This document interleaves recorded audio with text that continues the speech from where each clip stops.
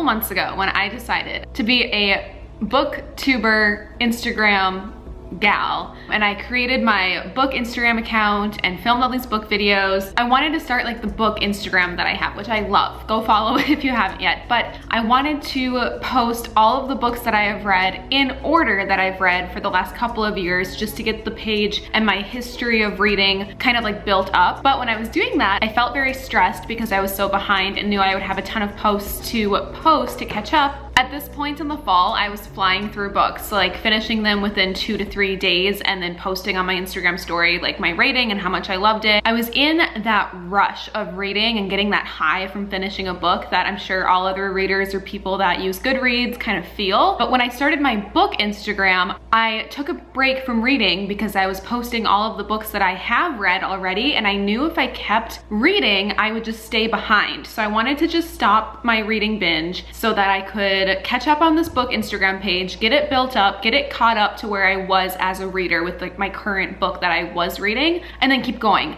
Guess what happened? I got into a book slump because I took a break. When you rest, you rust sometimes. And in this case, I got out of that momentum of reading really quickly, and it was hard to get back into it when I took that long break to catch up once I was caught up. So this video is going to be me getting out of a book slump. I actually love watching these types of videos, so I hope that you enjoy. I really just want to talk about some books that I've been reading and then dedicate some time to read, because I do get questions asking how I read so many books. And to be honest, I think it looks like I read more books than I do, or I'm just posting a lot when I'm in that like adrenaline rush of reading a ton. And right now I'm starting to get back into it, but because of that break, I really wasn't. So I hope this video helps if you are also in a reading slump or just want some reading inspiration. It's just gonna be me kind of like catching up and dedicating time to read, because my biggest advice for people that want to read more or ask me how I make the time to read is really making the time, having that hour a day, 2 hours a day. And then once you get into that routine and you want to, it's like this addicting feeling for me where I have to read and I look forward to it.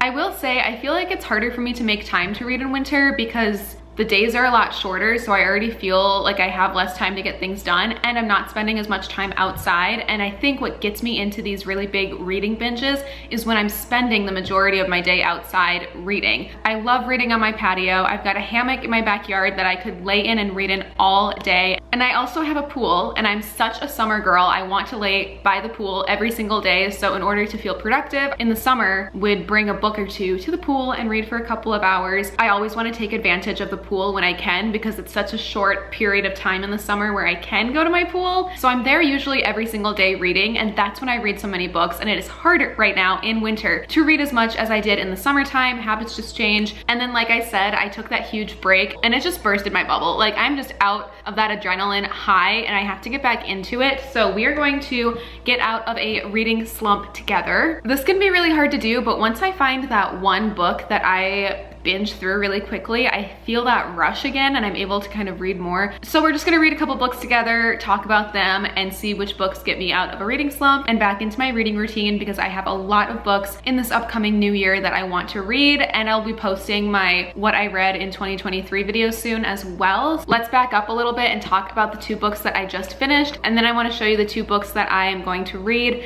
that I think will cure my reading slump and get me back into reading. But it's only fair to talk about the books that kind of got me into a reading slump. Well, I don't know, I can't even remember. Oh, it was November 9th. Okay, so I really wanted to read November 9th by Colleen Hoover in November, and I thought it would be a really easy bingeable book to get me back into reading, but I feel like it was the opposite. I did read it really quickly and I enjoyed it, but it wasn't one of my favorites, and it didn't really cure the reading slump because I got into such a bad reading slump when I was creating all of my book videos and book accounts, because I just stopped reading to create the content to catch back up, if that makes sense.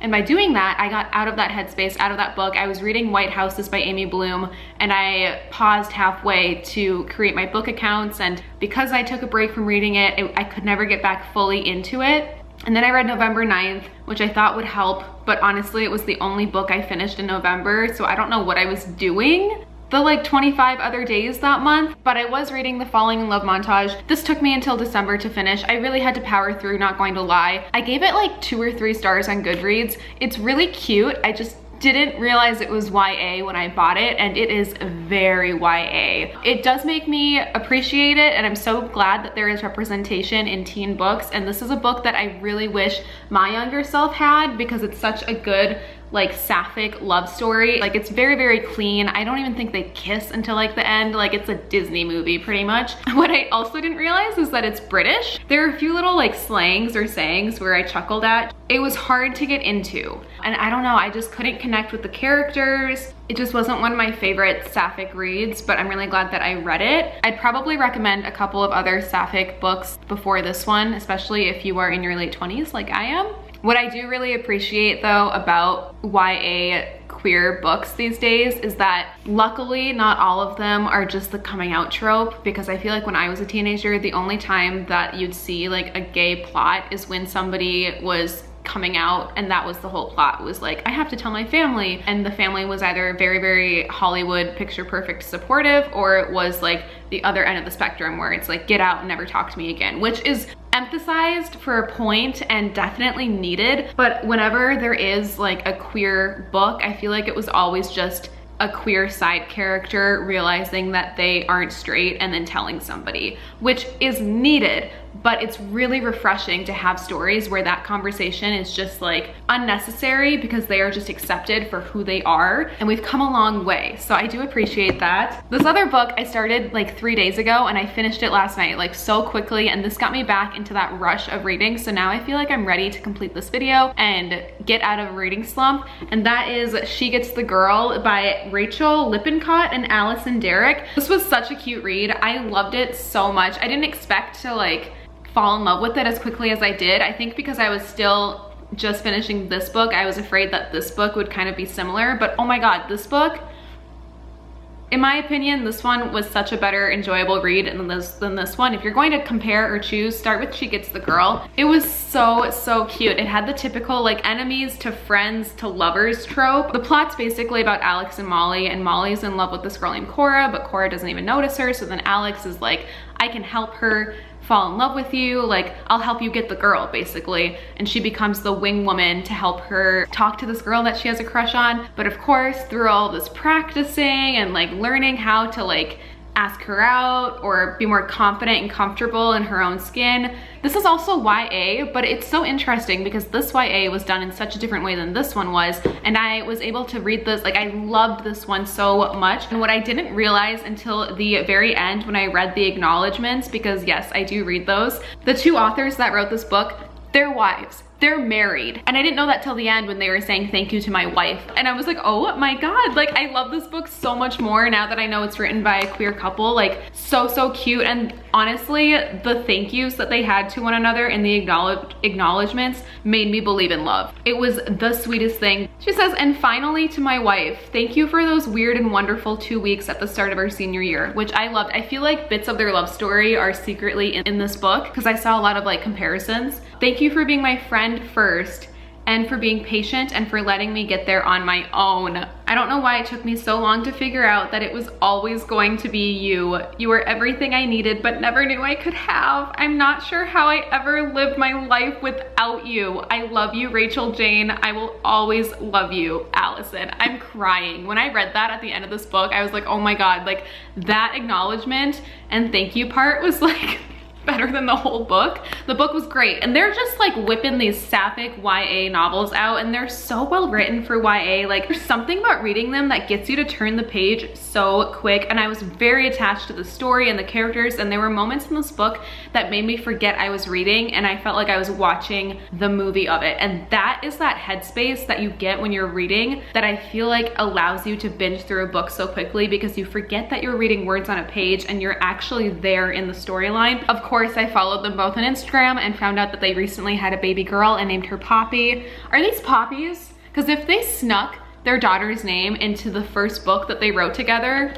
I love it so much. So I finished this last night and I am like, yes, let's read another one. I'm ready to get out of this book slump and back into reading. I want to read like 5 books a month again. I did give this 4 out of 5 stars on Goodreads just because it didn't have that 5-star feeling. I can feel the difference in myself. And as much as I love this book, I knew it wasn't like top, but it was still really good and really sweet. Again, a book that I wish younger me had. Oh, I also love books that like reference book talk. It's like breaking that fourth wall and acknowledging the book itself in book talk. So one of the characters in here mentions book talk and stuff like that, which I thought was so funny because I love when stories like that connect to book lovers like realities. So yeah, these are the two most recent books that I read. I feel like I need a little bit of a romancy break, and I'm really excited to start reading these next two books. I'm not sure which video is coming out first, this one or the thrifting video. I'm doing a thrift books with me video, and that is where this newest TBR list came from. It's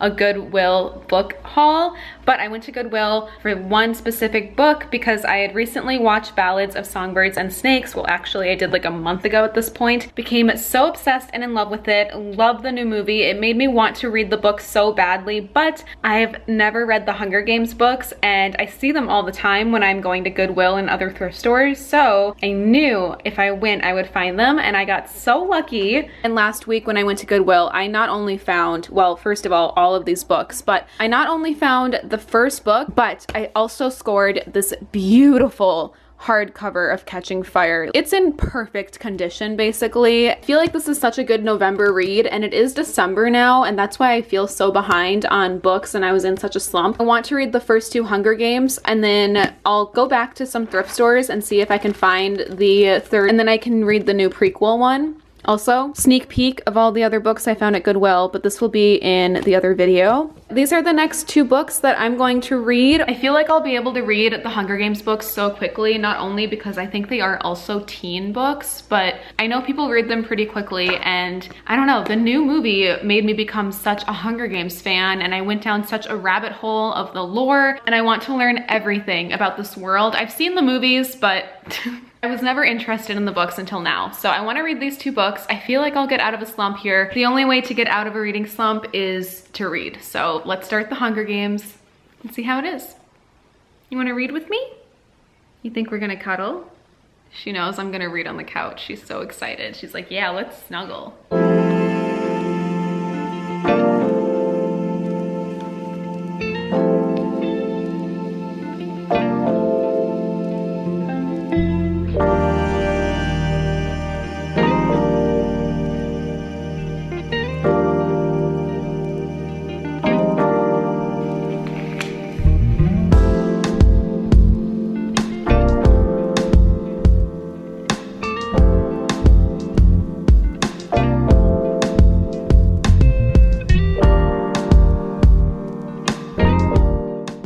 Such a gloomy and gray day outside. Actually, it's perfect for the Hunger Games. I'm about 50 pages in. I've made it to chapter 4. I think I'm going to take a break here though, just because I do have to get some stuff done. I need to go Christmas shopping tonight. But I was not expecting to be this emotional over this book already. Even though I know the story so well, I think that's why it adds such an emotional level to it. Like I said, I'm only a couple chapters in, but I'm learning so much about the Hunger Games lore and the history and things about Katniss and what happened to her dad, like things that the movies really like glance over. And that's of course with every single book that becomes a movie, but I really appreciate all the history lessons, and that's what made me love this so much a few weeks ago when I saw Ballads of Songbirds and Snakes, is the history element of it that made me want to read all of the books and learn more about how the Hunger Games came to be.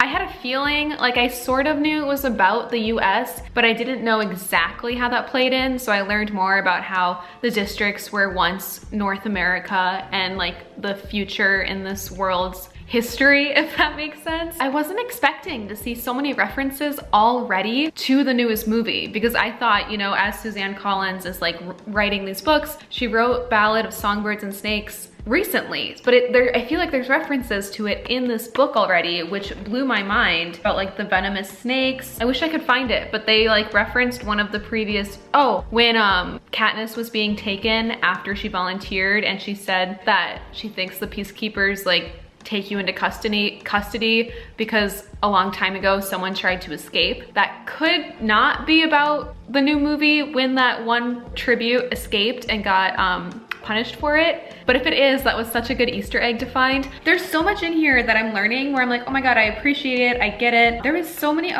Madge. I'm a little bit confused as to why the movie, and maybe you can help me or I'll just figure it out as I read, why the movie changed. Oh, and like the history of the Mockingjay. I had no idea that because I thought that was like a later thing that they came up with for the new movie, the prequel that came out. I had no idea that the Mockingjay's history of the Jabberjay mutating with the Mockingbird, I didn't know that was like in the first book. It's like crazy how everything is connected, but I'm confused why they changed how Katniss got the pin, because in the movies, doesn't like an older woman give it to her? So then everybody thinks that that older woman is like Lucy Gray, or at least that's like a fun theory. But in the books, her classmate Madge gives it to her, and Madge is the daughter of, was it like the district's mayor? I feel like there were other little things I wanted to mention that I like really liked, but I feel like I'm already catching so many Easter eggs to like later parts in the books or in the movies that I know. I also do love the voice of Katniss in this. I was kind of unsure how they would, like how that would go. I'm really impressed by the writing of this too, because I know it's young adult and it was written like during the Twilight era. Like literally Stephenie Meyer, her little snippet is on the back. Stephenie Meyer and John Green, and like thinking back to 2012 when the Hunger Games and Twilight and The Fault in Our Stars were like at its peak promotion time. And I know the writing of John Green's books, in my opinion, were not my favorite as a teenager. I thought they were awful. So I guess I just wasn't expecting the writing to hold that much substance as it does, but it's written really well, especially when you're in the mind of Katniss. Like it doesn't feel YA yet at all. I get the hype. 11, 12, when was this published? 2008? Oh, that was published earlier than I expected. 15 years later, I get the hype, I really do. So I'm gonna head out and get some stuff done, but I'm excited to curl up on the couch later this evening and read some more. I already feel like I'm getting back into that rush of like binge reading again, so I'm really excited. It is like an addiction, and once you're in that mindset of like, I have to do it, I have to read more, I have to read, it feels so good. So I'm excited to come back and keep reading.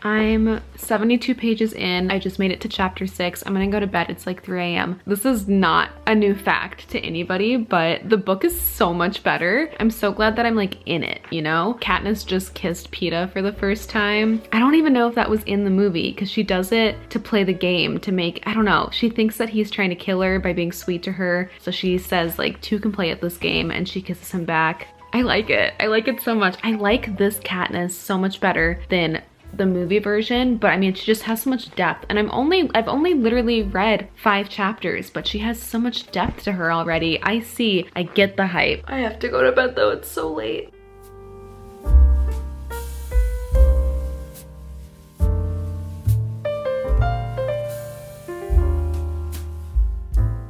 It's the day before Christmas Eve, Eve. It's a pretty chaotic day, I feel like, for everyone. I was out running errands for like 5 hours. I just got home, the sun is setting, and I really wanted to film because I got some exciting book-related mail, and I stopped at Target to get some Christmas Day contributions for my parents' place. I'm going over there for brunch, but I also needed an outfit for Christmas Eve at Ashton's grandma's place. So I got some cute outfits I'll show you. I want to start with the mail. I think I know what this one is because for Christmas, Ashton's mom requested, she really wanted an 8x10 photo of Ashton. Oh no, this is not it. This isn't it. This is for something else. I was gonna say, this looks kind of small for an 8x10. I needed a 5x7 copy of this for a picture frame. I'll show you that in a second. It's like a 2-tier frame, and this is from a wedding in 2022 that Ashton and I went to. So I want to put this in one of them, and then I want to put his sister's wedding that we went to in 2023 next to it, because I think we both look so different. We definitely look a lot younger in here, even though it was only a year ago. I thought that was a different photo that I ordered.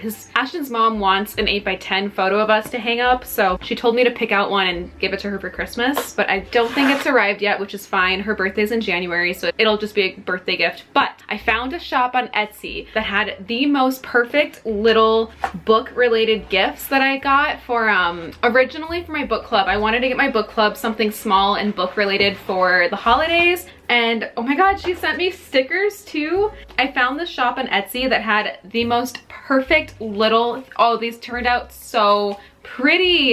They're so cute. I found this seller on Etsy that makes these adorable little bookmarks with your birth flower and name on them. So I got one for everyone in my book club, as well as my mom and then 2 of my other friends. But I have to show you these. I'm gonna link her shop down below because she was really sweet and did a custom order since all of these were sold out, but I messaged her and asked if it was possible. So definitely go check out this seller. But I got all of these made. They're like book magnet marks. So here's mine. I chose purple and then rose is my birth flower. So there's a rose on it. So I have Anne, Tori, Olivia, Emma, and Makayla in my book club. And then I got one for my mom, one for my friend Chelsea, and one for my friend Nicole. This is my friend from my college program that works in publishing now. And I kind of went by everyone's aura because you could choose green, purple, or orange. So I kind of mixed it up. We have 2 purples, 2 greens, 3 oranges. Oh yeah, because Chelsea and Nicole are definitely orange auras. I had to know everyone's birthday in order to make this order. I mean, I didn't have to, but I wanted to make sure it was their birth flower. So I knew most of everyone's birthdays, but there are a few girls in my book club that I'm just not that close to yet, where I wasn't sure what their birthday was. So it took a lot of Instagram creeping to find the birthday post on their feed. With a lot of FBI sleuthing, I figured out everybody's birth month. So I got everybody their birth flower on these. They're so personalized. They're so pretty. These are perfect if you have like a friend who loves reading. And I think I got whatever these are. I thought these were stickers for a second, but they're just little Halloween prints. So a big thank you to the seller on Etsy. She did such an amazing job. I guess I can show you mine right now because I don't need to wrap this one. But yeah, Christmas Eve is tomorrow, so I'm gonna wrap my mom's. I wanted to wait to see how the quality was because I was placing such a big order. I got like 10 of them. But for Ashton's mom's birthday, which is next month, I think I'm going to order her one as well because she also really likes to read. And she actually bought me a book when we were on vacation 2 summers ago together when I went out to San Diego. She got me Where the Crawdads Sing in the airport, and she got the same one. So we were reading that together. So I know she loves to read, and she even gave Ashton books for his birthday. Like, she's just like me. So I think I might get her one with her name and birth flower on. I think that'll be the perfect birthday gift, you know, a bookmark with your birth flower. I'm gonna use a book in here. I'll use You Are the Universe as an example, but this is my little purple bookmark magnet. It's double-sided. There's a magnet on the insides. So if I'm reading a book and I wanna mark my page, look at how pretty that is. It's bookmark. I'm in love with these. I think these are the coolest things. So I really hope that everyone appreciates these gifts. I mean, I know everyone will. I'm so glad they arrived safely, and honestly, I'm glad I chose purple because purple is totally like my color. But I think the green ones turned out really great, especially against the white. I'll show you a close-up of the orange as well. The orange and the purple are definitely a lot darker than I thought they would be or how they looked on the listing, but I mean, they all still look great. So I'm gonna wrap those. And then quick little Target haul from today. I desperately needed something for Ashton's grandmother's place tomorrow for Christmas Eve. I have nothing that works, and I know girls say that all the time, but I seriously felt like I didn't have anything. Like, this is so Thanksgiving-y. I needed like a Christmas thing. I know Ashton will be wearing white or green, so I kind of wanted to pair with that. I had this like one tank top that I could wear, but it felt a little bit too revealing for Christmas Eve at grandma's house, you know? If it was summertime, I'd wear it, but it just had like a deep plunge and an open back, and it just didn't feel like to grandmother's house we go, you know? Definitely dissociated in Target for a good hour today because it was so busy and it's so stressful. I just wanted to escape reality in there. The day before Christmas Eve, Target was like a line at Disneyland. It was so packed, so I just hid in the clothing section and tried on clothes. This big oversized shirt, well, it's not that big, it's a size small. It was $3, and I love to sleep in these. So I got this little gift to myself because it was so cheap. Another gift to myself because it was in the sale section. This was only $7. It's just this ribbed green tank. Oh my god, it looks so green on camera. I promise it's not that green. It's just so blue out today that the lighting makes it look really green. I got, if Ashton's wearing green, this is so extra, but I also needed both. If Ashton's wearing green, I just got this really simple white little sweater. I have just like normal ribbed black flare out pants, like the wide-legged black pants. So I'm gonna wear that with either this white sweater. Also, Ashton's grandma keeps her house very warm, just like me. So that's why I'd rather wear like a tank top or a t-shirt, because I'm gonna be hot there, especially with so many people. It gets warm in there really fast. So the sweater might actually be too much, but if Ashton's wearing his green sweater for Christmas, then I'm gonna wear this and we'll kind of be festive and match. But if Ashton's wearing his white sweater,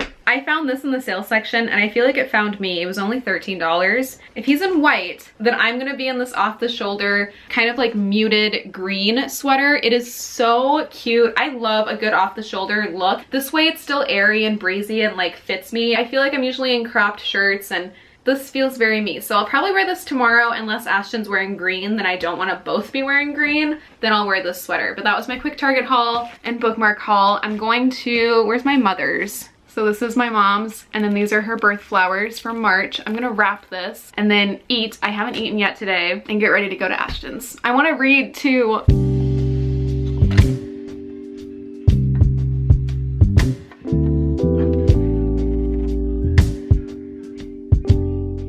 Found this frame thrifting for like $12 and I love it. Like I said, this photo is from last summer, 2022. We were little babies. We had been seeing each other for over a year at this point, but I think we still look like little babies. This was in August 2022, and then exactly a year later in August 2023, this was at his sister's wedding, and I feel like we look so different. Ashton grew out his hair, I dyed mine back to its natural color. I feel like we look so much older in just a year, but these are really cute, and these were the first 2 weddings that we went to together. Now I just have to figure out where to put this in my home, but I love it.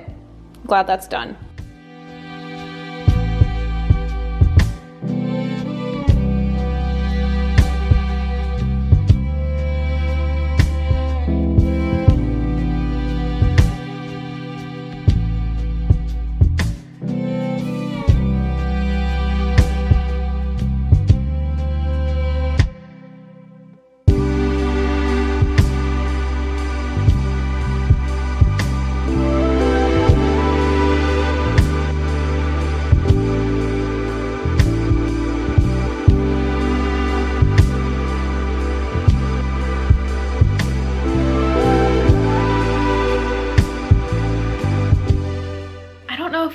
Updated this video because I mentioned it in my thrifting video, but I finished the first Hunger Games book maybe like a week ago, and tonight I actually finished Catching Fire. I think this one was so much better than the first book. I mean, the first book of course is classic and great, but as a new fan, I guess, or just a new reader to this trilogy, this book blew me away. I actually started Mockingjay a little bit tonight, which, update for my thrifting video, I found it. I went to a new Goodwill. It was only like 6 miles from me. I'd never even heard of it there. It was very tucked. It was like in a direction from where I live that I like don't really go to, if that makes sense. But I had to check it out because it was just the day after I had checked out the other local thrift stores by me, and I felt a calling toward it. I found it right away. It was the only one there. It felt so destined. Like I knew it would be there in a way, and that's why I felt so called. Anyway, I got this the other day and I just started it tonight, but I'm going to end this video here because I think I'm out of my reading slump, and this is actually part of my January reads, and I filmed the January TBR video, and I just want to start my 2024 reads in a new fresh video, or just perspective, ending the year off with getting out of a reading slump, trying to read as many books as I could. It definitely helped, even though when I think about it, this is technically just like a read the Hunger Games series video at the same time. It also just helped me prioritize reading, and I was able to take the lackadaisical days of December to really enjoy these books. So I don't think I've read a book this big as quickly as I did this week since maybe summer. I have an extensive pile of TBR books on my nightstand that I want to try to read this month going into February. I also filmed a ton of book videos, including what I read in 2023. I've been doing that since 2015, so that one will be out, I think, next. I filmed the January/February TBR, and then I have my usual like journal videos for how I structure my yearly journals, and then I need to film my 2024 goals video as well and get that up. I feel like I'm missing a few other videos that I usually do, but I can't believe I'm hungry. I'm so tired. It's 2 a.m. But I can't believe I'm a Hunger Games fan now. This is the biggest plot twist I did not see coming, but I'm glad to add this to the collection. I think I'm going to take a break from the Hunger Games books after I finish Mockingjay and then read the prequel in a couple months, maybe this spring. But thank you so much for watching this video. Please check out my book Instagram. I'll link it down below if you like book content. I have so much fun over on that Instagram account. It's so freeing and it's just a place for me to like talk books, post books, and have like a book aesthetic more. I'll leave my book playlist down below as well. If you're watching this video, I assume you like book content, but I also have a lot of other types of videos as well. But thanks so much for watching. I feel like I'm usually not this tired this late, but I recently started using Apothecary's Do Not Disturb herbal supplement powder in some nighttime tea. I'll link it down below. If you follow my main Instagram account, you've heard me talk about this, but that herbal supplement works so well. I know there's Tulsi in it, rose, and some other herbal remedies that help you feel tired. I think melatonin's probably in it, but there's just like a bunch of stuff like that. It works, and I'm someone that definitely feels very manic in the evenings and probably has bad insomnia, so I don't really feel tired often, but this makes my body feel like it needs to rest, which I don't feel naturally all the time. And Marnie's come here to go to bed. Marnie sleeps with me every night. It is the cutest thing. But I'm gonna end this video. Thanks for getting me out of a reading slump. I have so many reading videos that I wanna make this year, so I think it's gonna be a really good content year. I have a good feeling about this, and I have a good feeling about Mockingjay, so even though I said I'm going to go to bed, I might read a couple more chapters. I just can't help it. I'll see you guys soon. Bye!